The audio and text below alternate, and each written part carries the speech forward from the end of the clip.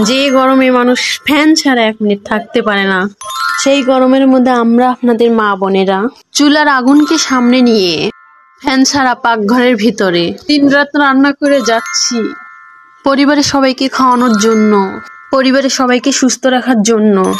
প্রশংসা তো জীবনে করেনি নাই, বদনাম করতে দোষ ধরতে একটু ছাড় দেন নাই। আমরা মা বোনেরা দেখবেন সারাদিন শ্বশুর বাড়িতে কাম করার পরও নাম পাই না, কিন্তু তরকারিতে যদি একদিন লবণ কম হয় কত কথা যে শুনতে হয় তার ঠিক নাই। নির্মম কিছু সত্য কথা বলবো, মনোযোগ দিয়ে শোনেন।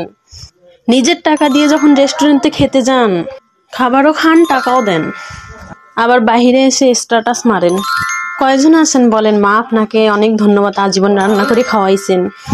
কয়জন স্বামী আছেন বলেছেন বউ তোমাকে অনেক ধন্যবাদ, অক্লান্ত পরিশ্রম করে তুমি আমাকে রান্না করে খাওয়াইছো? কয়জন আছে? একজনও নাই। রেস্টুরেন্টের টাকাও দেন, থ্যাংক ইউ দেন, যাদেরকে দেওয়ার দরকার তাদেরকে দেন না। বছরে একবার খান, সেখানে থ্যাংক ইউ চলে। বছরে 365 দিন খান, সেখানে থ্যাংক ইউ নাই।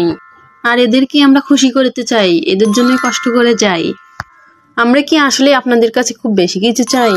আসলে বেশি কিছু চাই না। আমরা একটু চাই প্রশংসা, একটু ভালোবাসা, আর তো বেশি কিছু চাই না। আপনাদেরকে খুশি করতে গিয়ে সারাটা জীবন ব্যয় করে দিচ্ছি। দিন শেষে দেখা যায় সবাই খুশি আছে, ভালো আছে, সুখী আছে, কিন্তু আমরা কাউকেই খুশি করতে পারছি না। ব্যর্থ। আমরা শাশুড়িকে খুশি করতে পারি না, স্বামীরা আমাদের প্রতি কোনোভাবেই খুশি থাকে না, সন্তানরাও আমাদেরকে কোনোভাবেই বোঝে না। হাজার কিছু করলেও কোনো নাম নেই, আমরাই খারাপ, আমরা ভালো না, আমরা খারাপ। এগুলো সহ্য করা যাচ্ছে না। সংসার আমার ভাল লাগে না, সংসার বিষের বড়ি।